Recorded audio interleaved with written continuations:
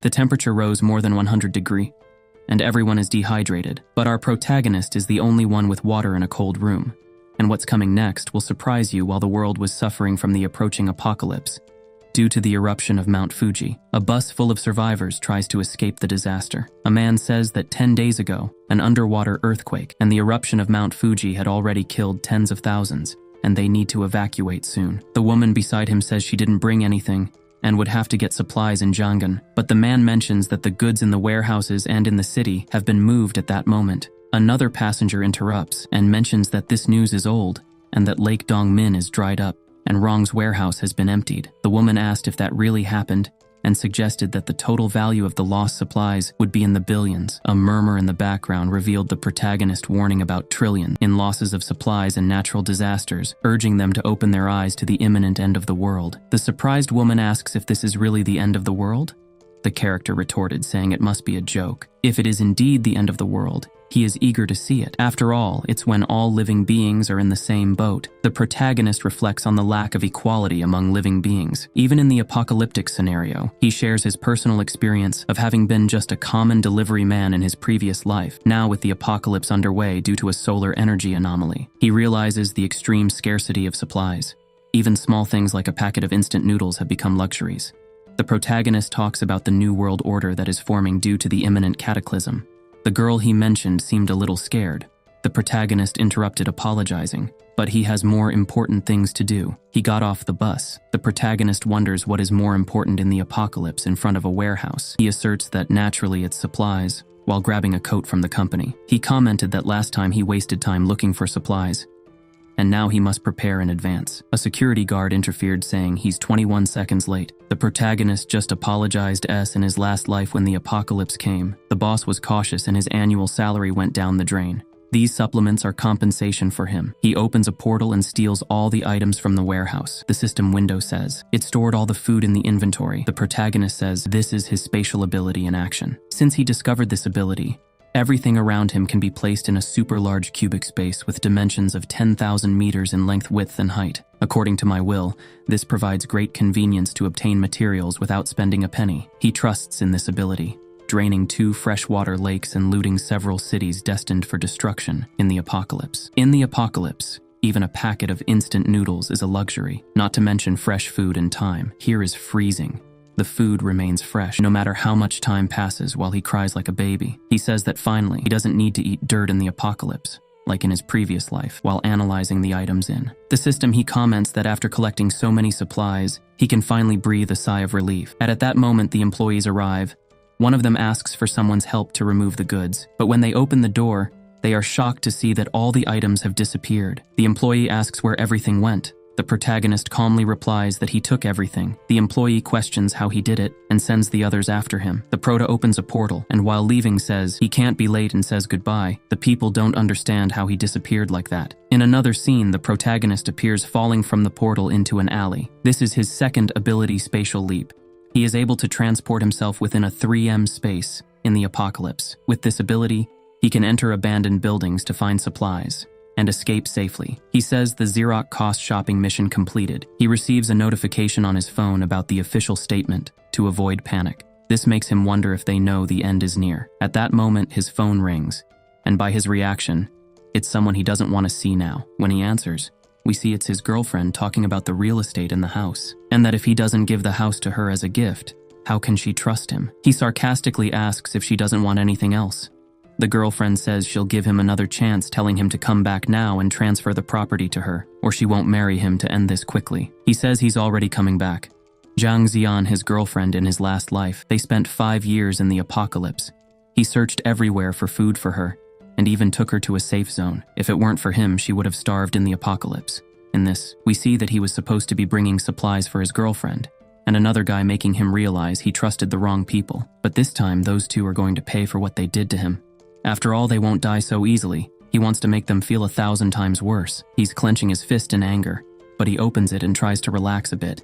And he needs money to buy the items missing from his list, so he'll figure out a way to get that money. He calls someone and says he accepts selling the house for half the price, but he wants that amount deposited into his account immediately. When he reaches the building's door, He finds his girlfriend complaining about the time she spent waiting for him. There he passes right by her and tells her to get out of his way. The other guy asks who told him to sell the house and says he won't see daylight anymore while holding a baseball bat. Then we see a hand arriving. The protagonist grabs the guy's neck with great force. He throws the guy to the ground while saying the house is his so he can do whatever he wants with it. She asked him to let the guy go, even though he was the one threatening the protagonist. The protagonist slaps her, which leaves her completely shocked while he was suffocating the guy. He tells the guy not to worry, because he won't die anytime soon. Then he lets go of the guy, while the protagonist enters the building, his girlfriend with the son, and the other guy. This made him so angry that he asked him to kneel and apologize, or she will never marry him. This makes him look at them in a scary way, making them run away in fear. We cut to a scene of a man handing a glass of water to Sue. He's trying to buy Sue's house. He finds the protagonist foolish for selling the house at such a low price when it's worth millions.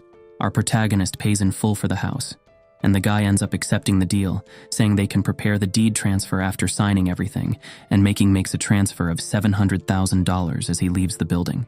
He thinks that despite various disasters currently happening, that location is situated in the interior of central China, far from earthquakes, tsunamis, and eruptions, and with all this misinformation and other things, life on this side of the world is still very much in order. While he's thinking this, he looks back at a pole with a poster after that in a building. Someone asserts that his current house isn't worth much. He asks how much he can borrow in his thoughts. He mentions that Wang Ha, older brother, died at the mouth of a wild beast during the apocalypse. He says the protagonist can only borrow another $500,000, but he needs the deed to the house first. The protagonist thanks him for the deal, hands over the deed, tells him not to worry that as soon as he receives his profits, he'll return the money immediately. The guy thinks the protagonist is the kind of player who would even sell out his own parents for profit, and mentions he might end up killing him later that day, saying, since he put the deed as collateral, it's all good. The protagonist then receives the money. Meanwhile, we see Chan complaining about the situation they went through, but coincidentally, she sees the protagonist coming out of a building.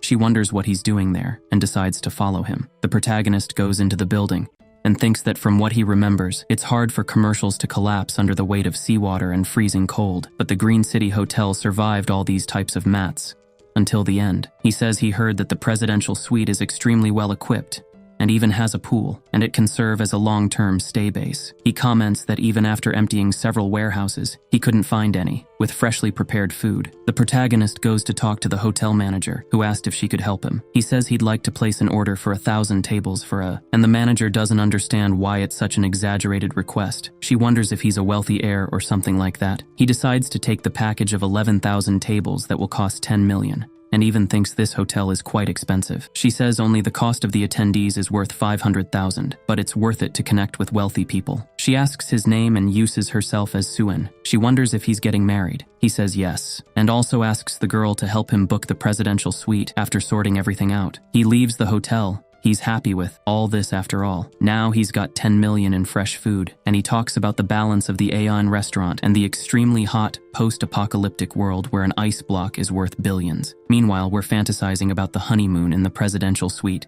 and saying whoever marries the protagonist will be lucky, but to spoil the mood, someone arrives at the protagonist residence and asks the manager what he was doing there. The manager asks who she is. She says she's the protagonist girlfriend. She says he booked more than 1,000 tables for a banquet there, paying a deposit of $500,000, and she's lucky to have him as her boyfriend. The manager doesn't like Chan just by looking at her and thinks how the rich like this type of woman.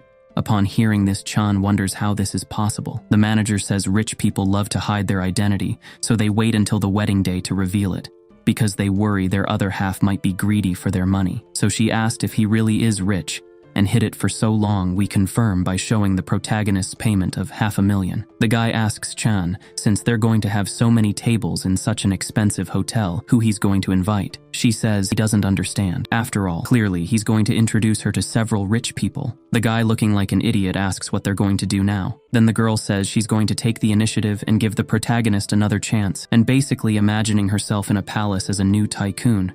She says she never imagined a scenario like this in her life, and that furthermore, it would be Bisid Su Chen. In his room, the protagonist analyzes all the expenses he's had and says the $800,000 left isn't much. He starts laughing like crazy and says it would be a shame if he didn't apply for an online loan right now. After that, the protagonist downloaded more than 80 apps, took 30 photos, and applied for loans totaling $30 million after this joke. He became very tired and says he finally managed to borrow $970,000, but says there's no time to lose because he has to do a lot of shopping. 3 tips: he needs to buy a fireplace, ice machine, ice cube, charcoal, and says none of these items are in the supermarket and thanks that they can be bought online quickly. He says that regardless of whether his extreme heat or cold is extreme or not, it depends on having enough for both the protagonist, then calls someone and orders 2,000 tons of smokeless coal that cost $500,000 after that. He also calls the ice factory and places orders that he needs for the apocalypse.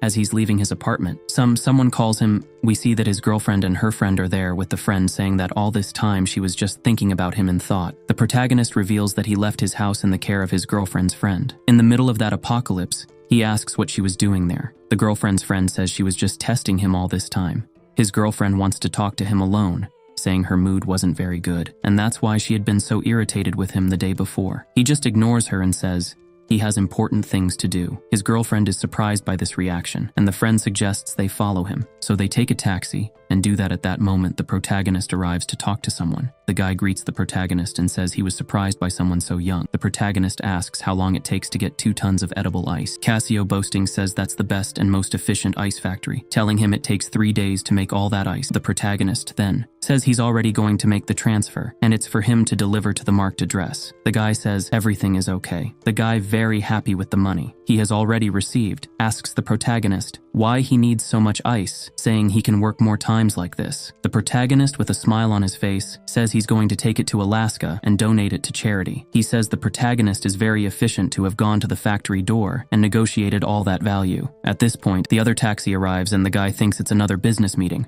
but it was just Chan and her friend asking what they were talking about and introducing themselves as the girlfriend herself. The guy wonders if this has become some kind of detective game, but mentions that the protagonist had ordered 800,000 in ice. The two are amazed at the amount he spent just on ice. Being sure that he is very rich, the friend asks the guy what the protagonist wanted with so much ice, and the guy says apparently he was going to donate it to charity in Alaska, which leaves them puzzled after buying all the items needed to survive in the approaching apocalypse.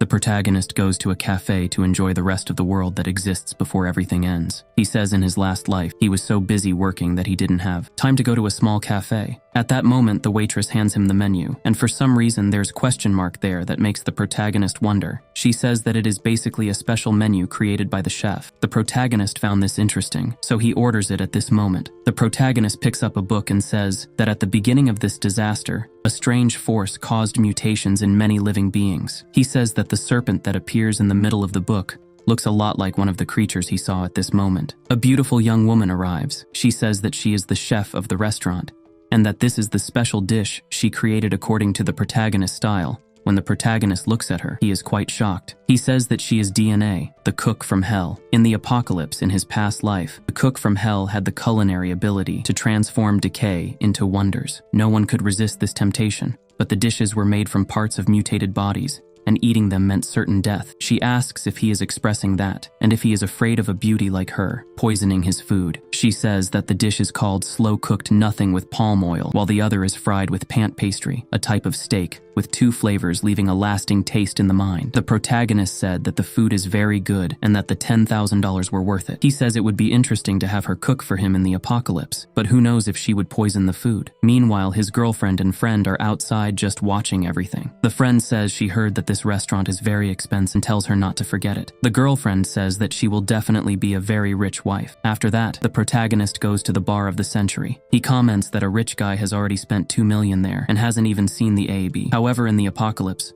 there were no more places like that where people just drank for luxury and wealth. He comments that he regretted never having gone to a place like that before, while he was surrounded by beautiful women. One of them says that one of the girls was there because her boyfriend cheated on her, so they brought her to enjoy the night while she questions her life. The protagonist says that the true colors of a man are engraved in his bones and in the desire to reproduce. At that moment, the girl suddenly just downs her drink, leaving the protagonist surprised. The girl slams the glass on the table, almost breaking it, and asks if the protagonist is single and starts throwing herself at him. Meanwhile, the other two arrive at the club and see the protagonist with that girl, summarizing that a betrayal is already happening. The protagonist calls the girl to a more intimate place while she thinks he is very muscular.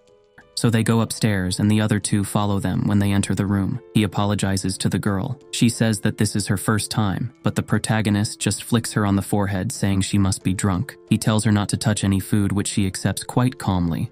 but still questions the protagonist. Just closes the room door and says that lovesick brains are not fit to go to places like this, so she shouldn't come back here in the future. But he remembers that there won't be a future. He says that this was a unique opportunity, and he is not happy to leave there. But with those two hunting him all night, he won't be able to enjoy anything that night. After a few days, Suchin organizes all the items he bought in a large warehouse, making his girlfriend question what he plans to do with all that her friend questions.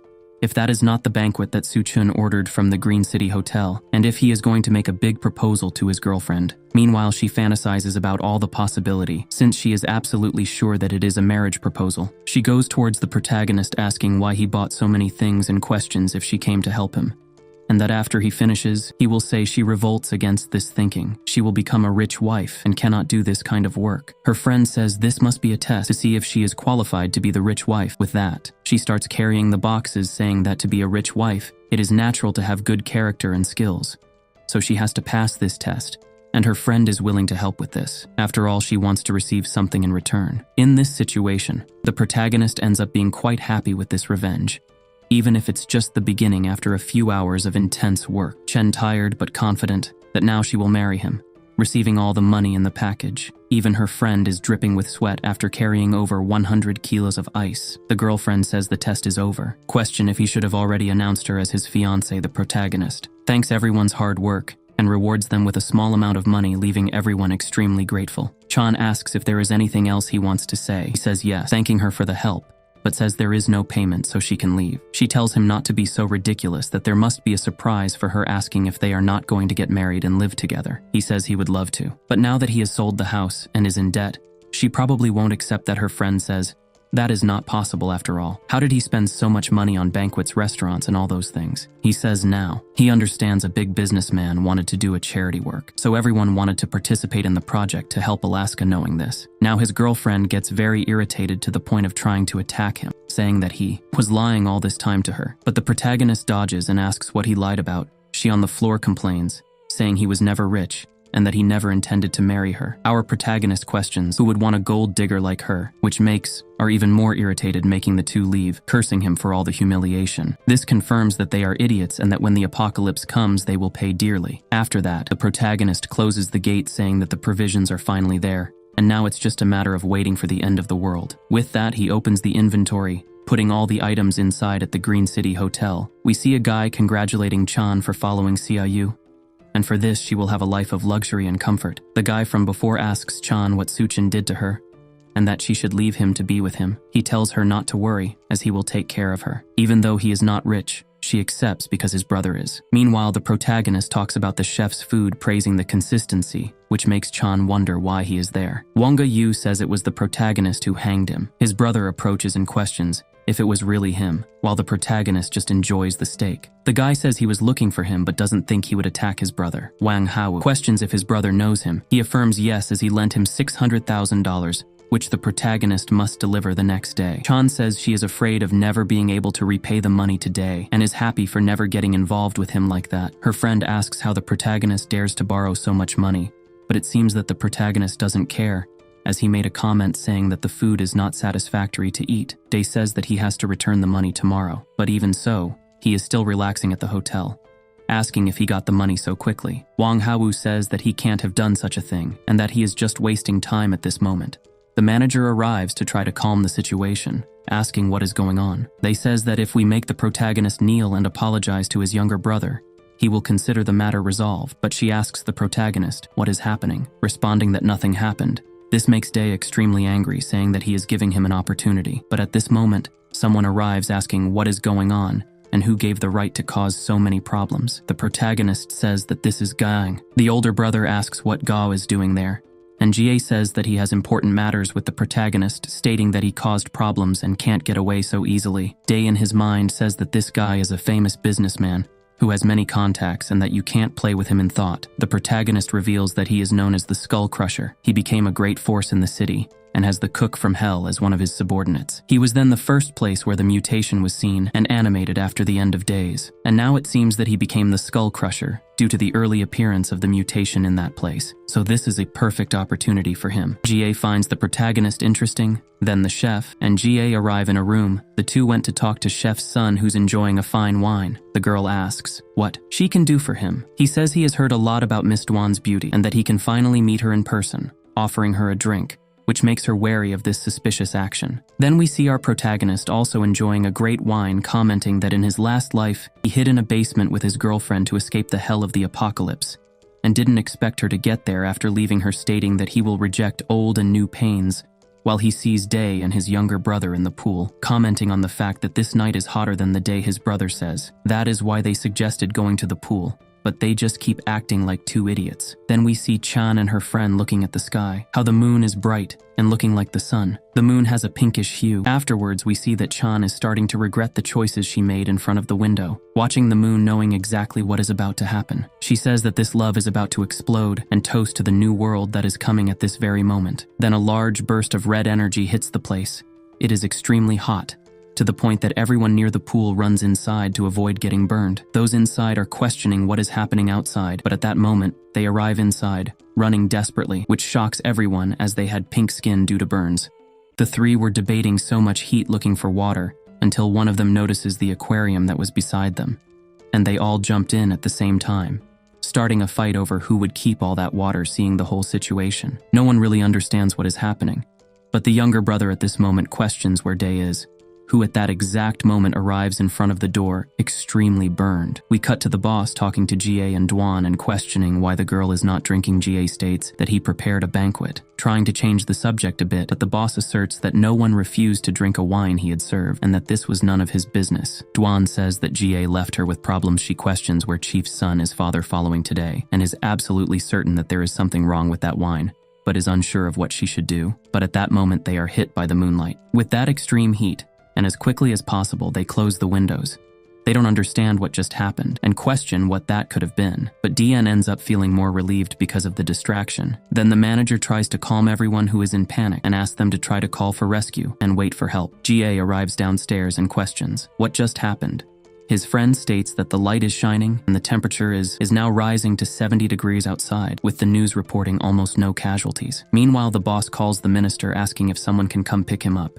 GA questions the boss about the situation, who states that they are doing everything possible to ensure there are no power problems and that there is not enough staff available for a situation like this. Meanwhile, DEHY is in a complicated situation with people saying he needs to go to a hospital soon, but in this situation it's not possible.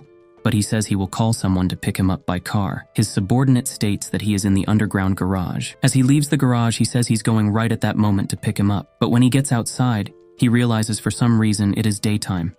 And due to this extreme heat, the tire melts, causing the car to break down in the middle of the way. Then the guy gets out to see what happened. Questioning why it is so hot, he calls the boss, stating that all 4 tires melted from the heat, asserting that there is no way to pick him up.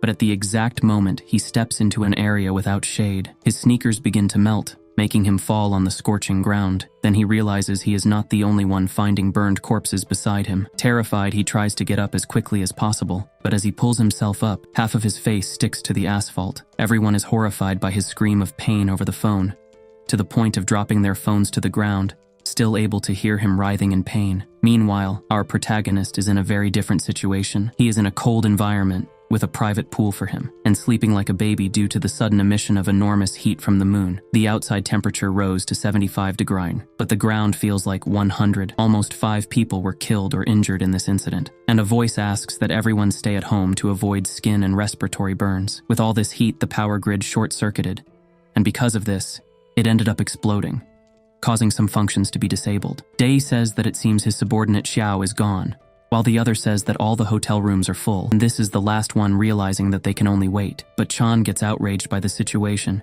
and her friend states that she wants a separate room. Just at that moment, the power goes out, cutting off the entire ventilation and air conditioning system. Everyone there starts to melt from the heat and tries to find some solution. Chan remembers that in Suchin's presidential suite, there is a pool. Our protagonist, commenting again on his last life, says that the city's public services were not properly maintained, leaving hidden problems behind. Even with all the work, The public services exploded.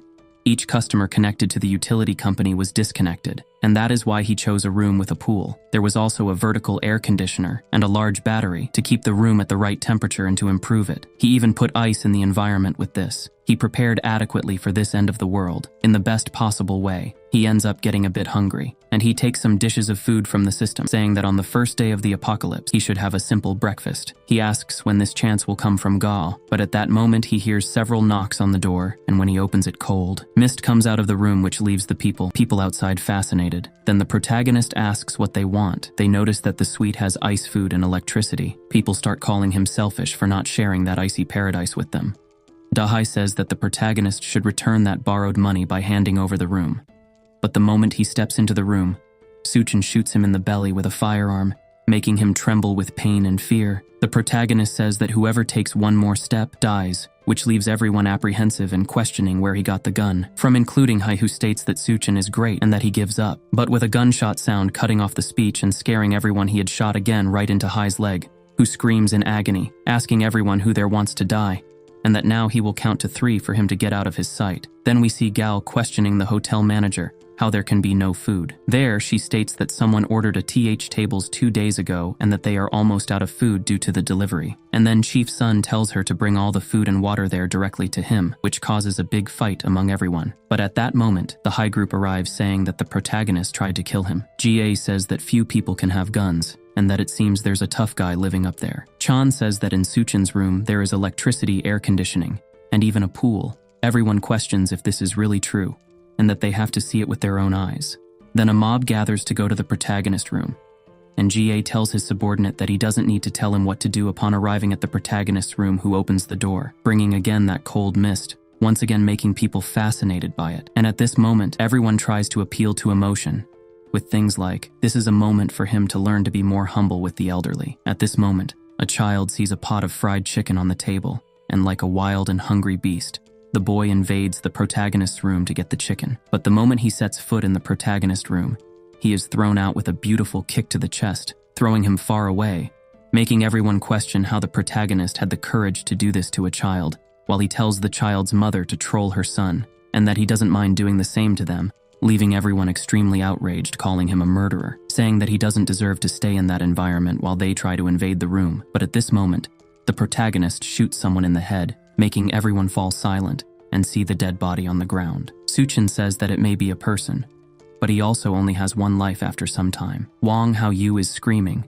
because his older brother had died from the heat, questioning why they left him in that place. His friend says that his wounds were inflamed and rotting in that temperature without medication. There was no way he could resist for long, but Wang Haoyu says that all this is Suchin's fault. Meanwhile, Chan and her friend try to persuade Suchin to let them in, saying that they love him and that they will do whatever he wants. Surprisingly, he says that they can enter. Chan says she knew he wouldn't leave her behind, but out of nowhere they are interrupted by Wang, who pushes them to try to invade Su's room. However, he takes a baseball bat to the face, making him fall on top of the 2 girls, who say they won't enter, nervously saying, "It's fine there." So the protagonist tells them to stay away. The girls leave carrying Wang, who is unconscious. We see some kind of military weapon attached to the ceiling and a kind of tank heading straight for the hotel, where only people in thermal suits are, which makes the people inside the building feel like they are already saved. But they asked them to make room, asking where academic Lo Zhenggu is. The academic presents himself with the guy in the thermal suit, saying they have rescue equipment and that he should put on a thermal blanket and go with them, which outrages everyone, asking if they are not there to save them. The guy tells everyone to be quiet and that the authorities have launched a rescue operation at 12 Undercon, which is currently the time with the lowest temperature during the day. So tonight they will be taken towards Silicon Valley Plaza, which is the nearest rescue point, which makes many people angry. After all, quite a bit of time has passed and the military has not arrived yet, making Chief's son attack the man in the thermal suit to steal his clothing, but is stopped by the guy being immobilized in the process, who says that the academic is a geology expert and has a fundamental role in this catastrophe, and quickly asks no one to interfere. But at this moment, Chan appears, saying that there is a murderer in the building holding a gun and having killed several people, referring to the protagonist, which makes everyone confirm this statement. The guy then takes off his helmet and says he will stay, while his partner tells him not to be too impulsive and is rebutted with him saying he knows what he is doing. He can take the thermal suit, and as soon as he finishes, get in touch climbing the stairs saying he will see who it is. Chan is wishing that Suchin is killed, so she can have a room in the middle of the corridor. The armed guy carefully analyzes the situation and realizes something important. A camera in the middle of the bushes at that moment. The suite door opens and Suchin throws a grenade towards the guy, and when it explodes, the guy is blinded by all that light. Another grenade is thrown, but this time it's a smoke grenade. The guy now can't see anything at all. He doesn't notice Suin behind him with a baseball bat and gets hit right in the skull. Slowly he wakes up complaining of a headache and finds the protagonist looking at his Special Forces ID, holding his gun, saying that now that the guy is awake, they can talk. He questions the air conditioning and all that. Ice how he got the pistol and the grenades. He makes up a story saying he's a recent graduate from the Middle East, the gun, and everything else while he was traveling. But the tied-up guy doesn't believe this story. Suchin questions if his employees established a rescue point and will let the residents go there alone. So early in the morning, the guy asked how he knows this, thinking things are going the same way as in his previous life. He states that the temperature at dawn can drop considerably, but exposure to moonlight for more than 10 minutes can still cause fainting and kill many people on the way to the refuge. The guy says it's inevitable to establish safe areas. The difficulty is in adapting vehicles for rescue. Many people can't take it anymore,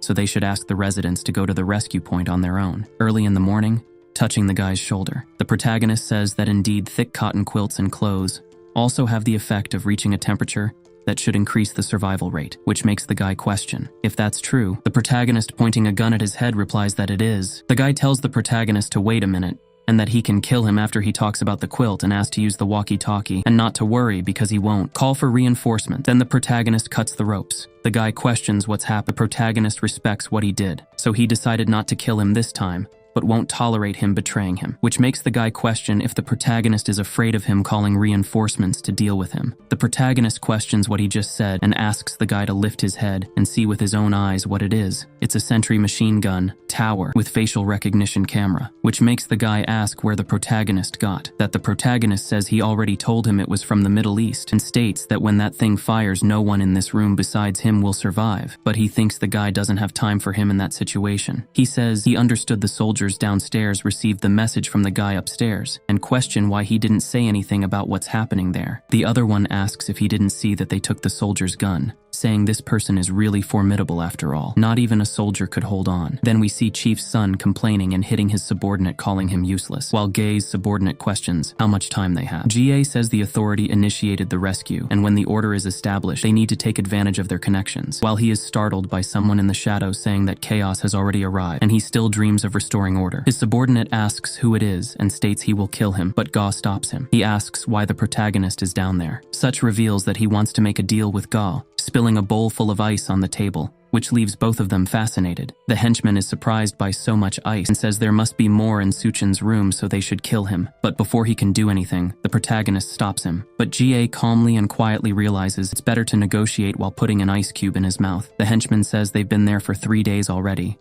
and just that is enough to get him excited, imagining what else is in that room, while GA says he accepts the protagonist's demands, so let's find a way to kill and take his room. At that moment, Chief's son drops the ice jar, questioning GA about hiding it, saying that next time there's something good and he doesn't hand it over, he'll be a dead man, while kicking his head. This makes GA very stressed. The chief, now with the ice in his possession, says that the instant noodles are almost gone and they'll end up dying if they don't get help. He notices that Dwan, even with all this heat, still hasn't taken off her clothes, claiming she's very modest, so he decides to pull her by the arm, but he didn't expect she would retaliate with a slap in the face.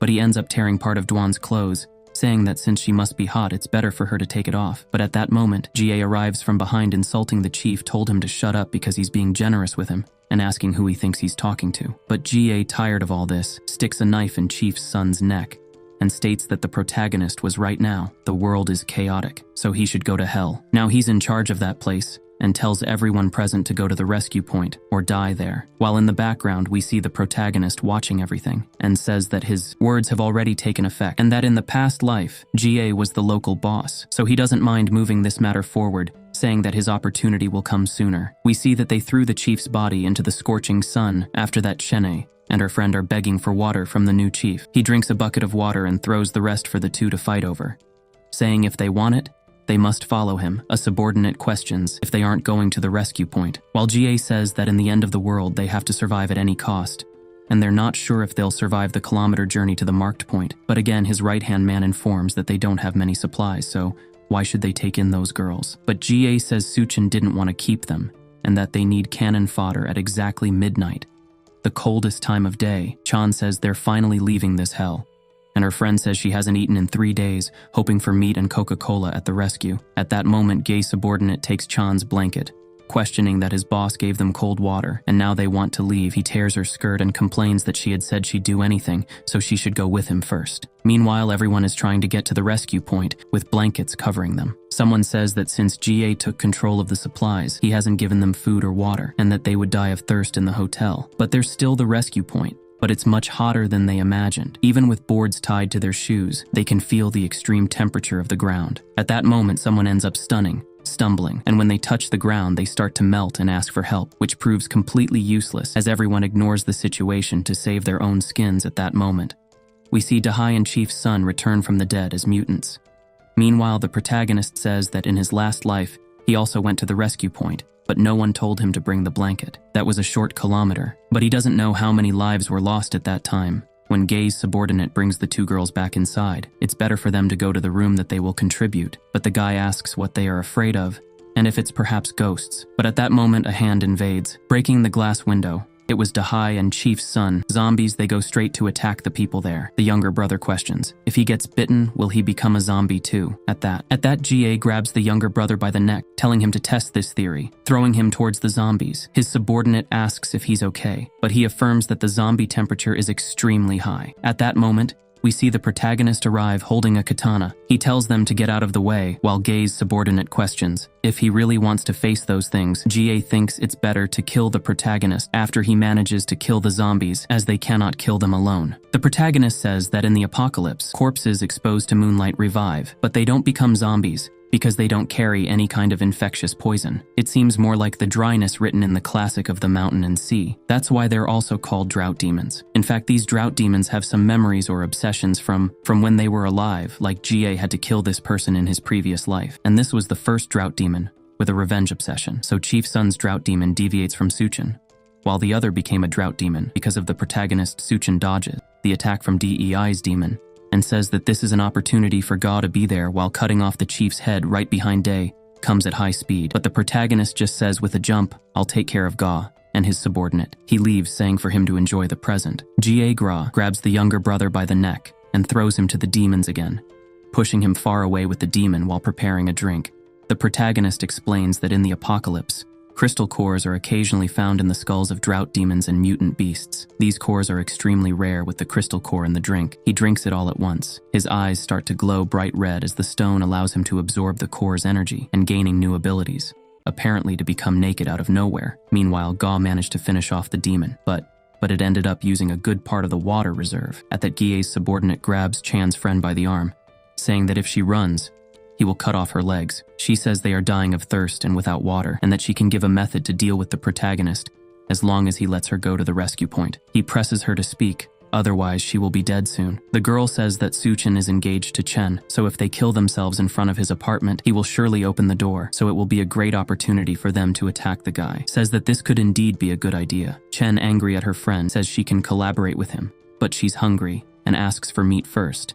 But the guy interrupts her, asking if she didn't realize that without the refrigerator and power, the meat at this point is already spoiled. But GA questions if she really wants meat, because if she really wants it, she should get it herself with a knife. She questions if he's referring to her friend's meat. A look of anger for what had just happened, she grabs the knife from Ga's hand, going straight after her prey, who is struggling, questioning if they are still friends. Chan, with blood in her eyes, denies it. After all, just moments ago, she was suggesting killing her, and so she strikes her in the stomach with a fatal blow so aggressively that the two who were just watching became afraid she had gone completely mad, saying that when she's full, she'll go up and do the same thing to Suchin. Ga is shocked by the girl's coldness and tells his subordinates to inform Duan to prepare the meat, because they can't last a day without water. And if he doesn't want to become a zombie, do what he said. He quickly asks the people there where she is. At this moment, the protagonist is training his new skills, wondering if this is a physical ability, and affirms that he feels an improvement in heat resistance. His muscles and strength have increased considerably with this new ability. But at this moment, someone interrupts him with the doorbell. It was Duan who is at his door. She wonders if everyone has gone crazy, and that she can't stay down there any longer. So she goes there for her last hope. The protagonist appears in front of the door with nothing covering his body, leaving her very surprised with what she saw, almost calling him a pervert. And the protagonist even apologizes because it wasn't his intention. Inside his house, he says that his resources are limited and that they only met by chance, so he can't just pick her up. Just the attractive bracelet in his thoughts. The protagonist recalls that in his past life, the woman was quite strong and had a cooperative relationship with GA. But even though he thought of submitting to her, the atmosphere is a bit uncomfortable now. She says that besides being a senior executive, she also graduated from a medical university with 3 years of experience as a surgeon. Seeing all that electricity and ice, she feels that she really has to prove her worth to stay. Suchin says that the fact that she is a doctor is indeed a very attractive qualification, but in this situation, resources are scarce, and they can't even be sure if they will survive until tomorrow. She pleads, saying she'll do anything as long as he doesn't throw her away. So the protagonist says that since she agreed to it, she could consider this his house then, and warns her that this is her only opportunity, and otherwise she already knows what will happen. She says she understands Hans and never doubted his abilities or determination. Then she tells her to undress. Duan takes a good bath after several days in full sweat, but still worried about Suchin. She asserts that he is not someone who gives up so easily. We see what had happened before with the protagonist saying that he will offer something different on his cell phone. Suchin observes Duan in the bath through a camera, stating that it's just to make sure he doesn't do anything wrong. As she leaves the room, she's wearing a doctor costume, questioning that it's very small, which the protagonist disagrees with. But suddenly someone is knocking on the door, calling for Suchin. Apparently, Chan is being attacked by GA. The protagonist realizes what's happening but still goes to the door. However, Duan tries to stop him, saying they already ate Chan's friend, which surprises the protagonist. He asks them not to destroy the door because it would be a big inconvenience. Suchin realizes they have already turned into mutants hidden beside the door. One of them tries to attack the protagonist but is prevented and killed, which scares the mutants. With all that agility, Chan runs straight to the protagonist asking for help. However, he immobilizes her as she is also turned into a mutant. Apparently because they devoured human flesh. GA says it's the end of the world, and if they can survive by eating human flesh, what does it matter? Chan is now completely addicted to human flesh, wanting to devour the protagonist at all costs, but he prevents her by throwing her far away, almost making her fall out the window, but she still manages to hold on, even though she's about to fall. All the mutants at this moment try to ambush the protagonist, who thinks it's not even worth wasting bullets in that situ. Asian, at this moment, one of the mutants tries to attack from above, forcing the protagonist to shoot him in the head. Taking advantage of this distraction, the others try to attack him with knives. One of them again, he tries to attack him from above. However, he is caught by the hair and thrown to the ground with all the protagonist's strength. He grabs the hand of another mutant and cuts his throat. And another one that was nearby, Ga tries to attack him from the front, but is held by the protagonist and thrown against the wall. But at this moment, the protagonist not notices the presence of a new creature. Chan had mutated once again, and now was an even more frightening being. The protagonist is surprised by the speed of this transformation and remarks that her observation of him was indeed very profound. He breaks Ga's neck, finishing him off once and for all. Now he's going to kill her once again. DW to Suchin. Finally, he managed to defeat Gao Chang's entire gang with just one hand. However, there was still the monster emitting a very dangerous aura. She tries to think of a way to help him. After all, she cannot be a burden. She calls out to the protagonist, asking him to let her kill the monster while holding the whip. He says that if she gets scared and hides, it would be better because her presence in that outfit would distract him a lot. Chen goes directly to attack the protagonist and ends up hitting him, but he had activated his berserk mode, leaving the monster scared for not having caused any damage. However, she continues to advance and tries to bite the protagonist's neck, but it still has no effect, questioning the monster if those teeth are just decorative. And now it's his turn. He then grabs her arms, climbs on her back, and tears off her arms. He says he planned to let her suffer longer in the apocalypse, but needs to kill her now. But at this moment, she grabs one of the bodies on the ground and devours it, as if she were a snake, making her limbs regenerate, which makes Duan wonder how this is possible. The protagonist finds it incredible because it means it won't be so easy to kill her after all, and that he can tear her apart several times. So the protagonist advances towards the monster and states that he wants to see how many times she can regenerate. Then he starts with the right arm, legs, and even the tail. After a while, after regenerating, she is completely tired on the ground. But the protagonist says that was only the first round, and the second round is already starting. And after several minutes, he realizes that her regeneration began to stop working. Xian asks why that is, and he says it's for revenge. As he finishes her off, Duan asks if he's okay. The protagonist asks if she's ready, but she questions what he's talking about.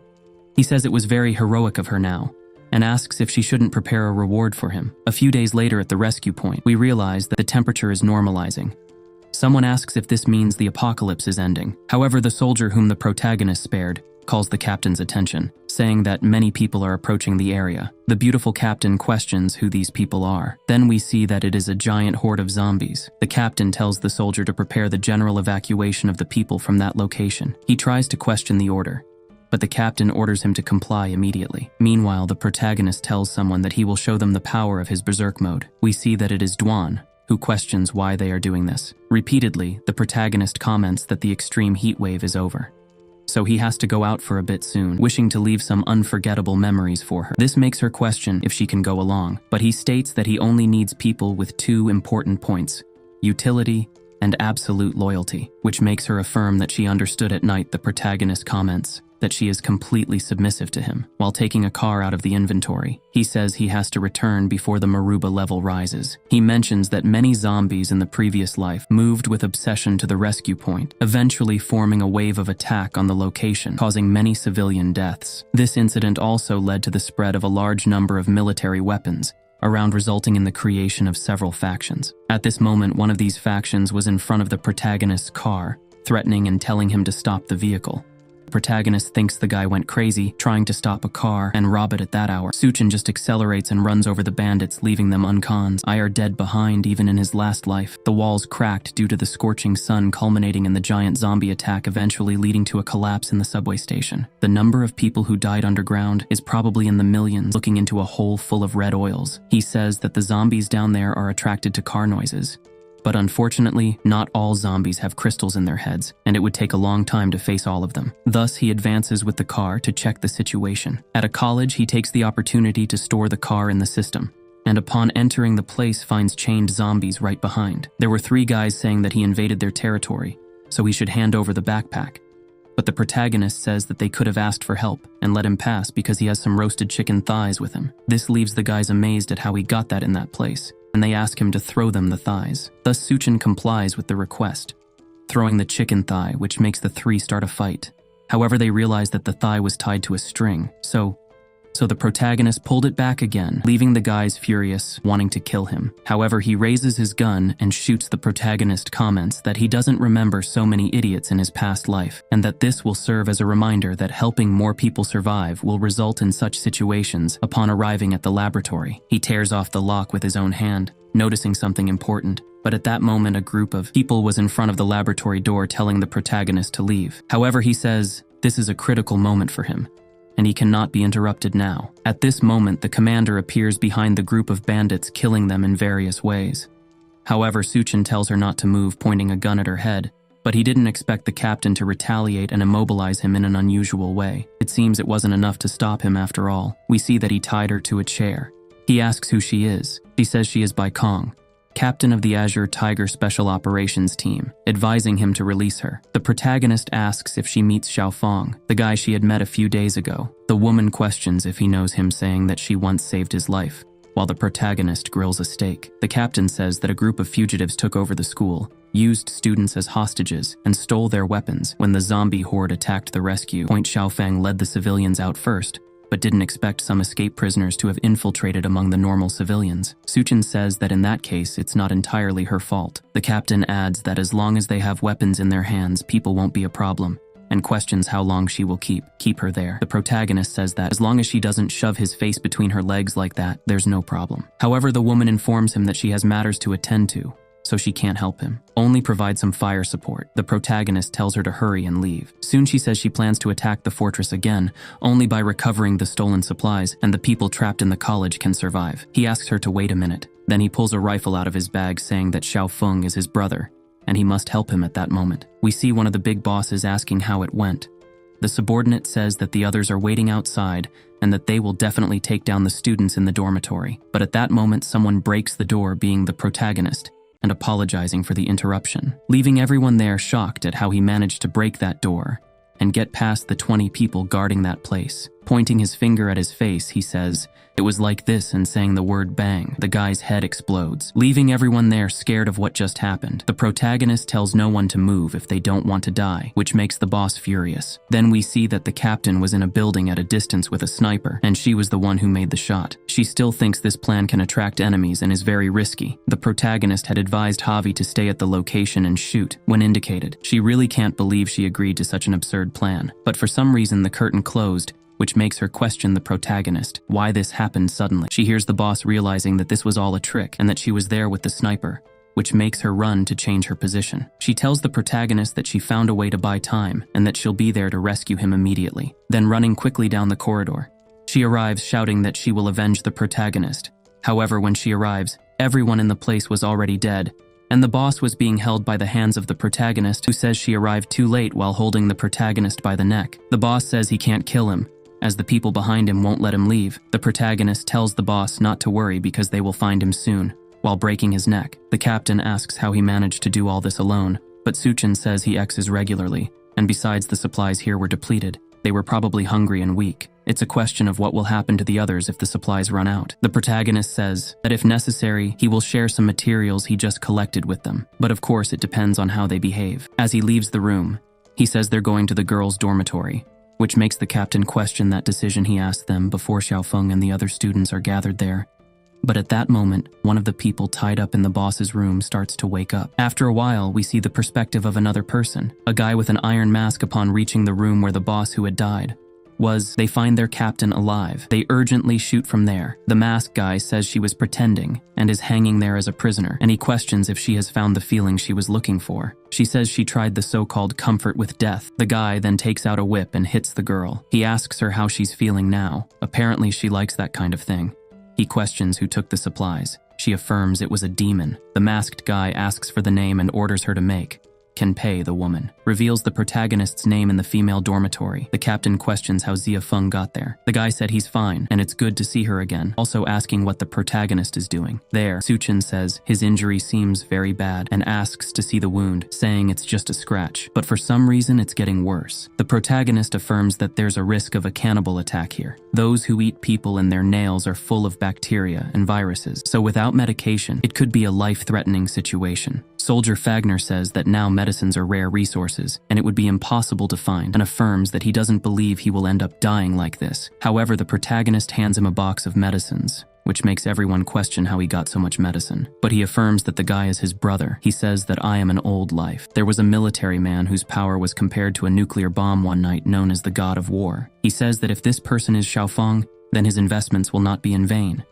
The guy thanks him but affirms that he knows the protagonist isn't there, just to deliver medicines, and asks what made him come there. Suchin says that I feel like the end is near and I need to evacuate the area quickly, explaining that the extreme heat has already caused the glaciers to melt, rapidly resulting in flooding and rising sea levels, so that land will soon be submerged. One of the students finds it absurd and asks where the assertion came from, and thinks that the protagonist just wants to drive them away and monopolize the school's resources. The protagonist begins to say something, but Fong Chang, a famous and rich second-generation boxer from the university, who likes to create gender divisions, interrupts him, questioning if he has any food in his bag. He should show, however.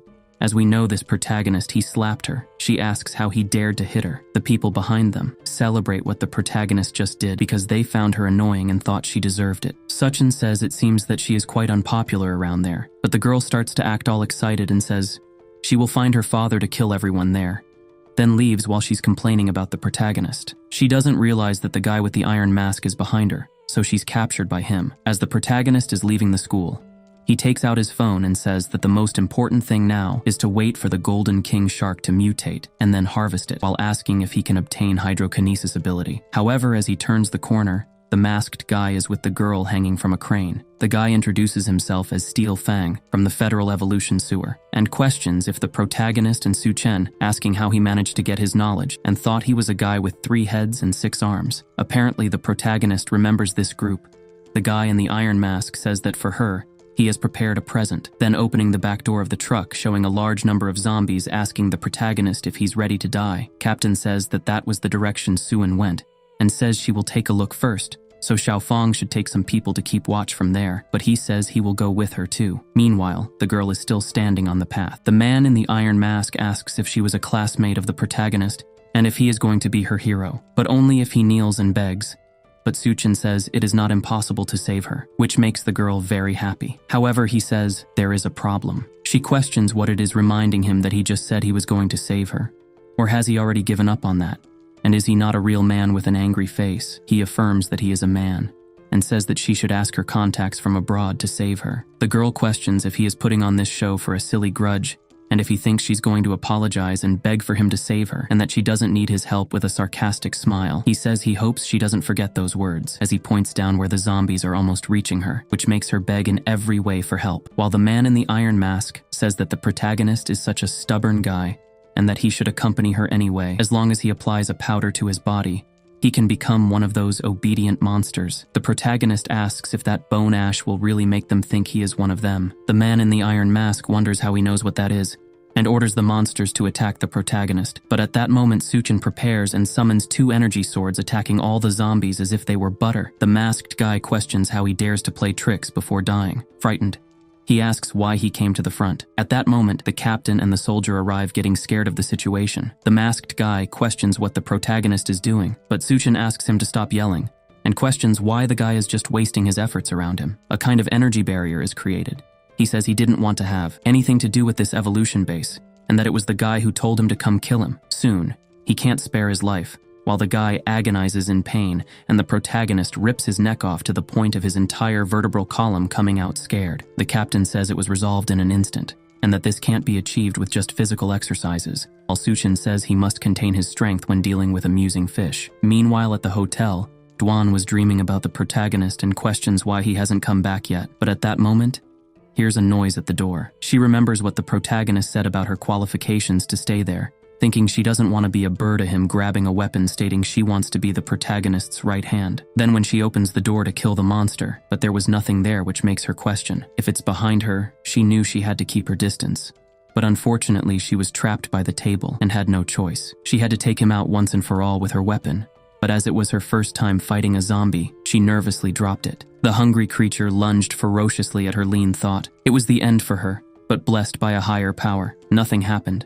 She realized that the zombie couldn't see, but was guided by sound. Knowing it was her last chance, she tried to reach her weapon, but it was too far away due to her weight and movement. The table creaked, alerting the creature, which abruptly attacked to eliminate its prey. Lon remembered what the protagonist said, only the strong survive, which is why he wouldn't allow useless people around him. She shouted that she wasn't useless and delivered a powerful flying kick to the monster thanks to her heel. She inflicted a fatal wound. Leon thought it was over, but unfortunately, it wasn't. The zombie grabbed her foot like a true warrior. She kept attacking it with her other leg and heel until the creature finally fell to the ground. She shouted that it was a shame it didn't see her, and remembered that the protagonist mentioned some zombies had crystal cores in their heads. She grabbed an axe and went to check. Did you see that? That's being badass. Meanwhile, Ling and Fun followed the protagonist's advice, started evacuating everyone from the university. The captain even contacted her brother Min and asked him to bring his troops to join them to ensure everyone's safety. On the other hand, busy in the laboratory, mutating the snake he had been raising. He placed it in a bucket of water,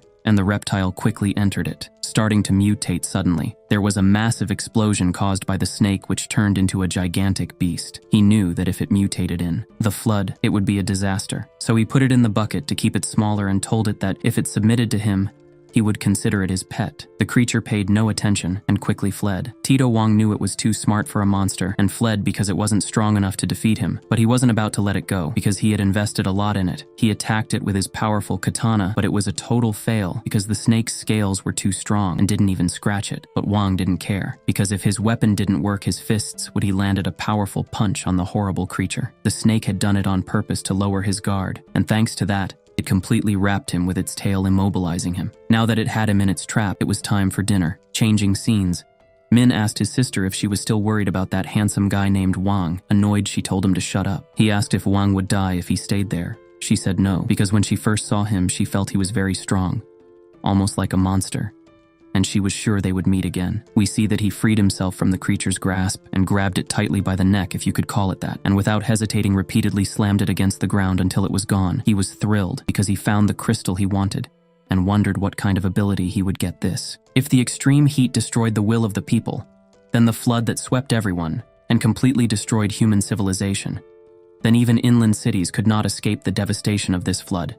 And with that, the ground beneath the engineering university left only tall buildings above the water. Meanwhile, the protagonist, having absorbed the crystal core of the golden king snake, was now immersed in the flood, thinking now that as he absorbed the crystal, he gained new abilities, and his body underwent more changes after he comes into contact with the water and ends up getting small scales, and his strength increases a lot.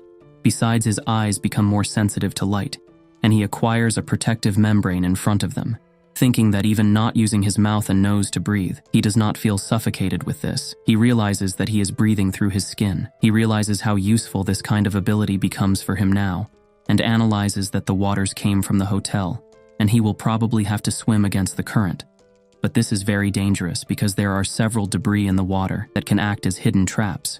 Realizing now that the volcanic eruption apparently reached its peak, and because Chengdu is far from the volcano, the sky looks relatively clear.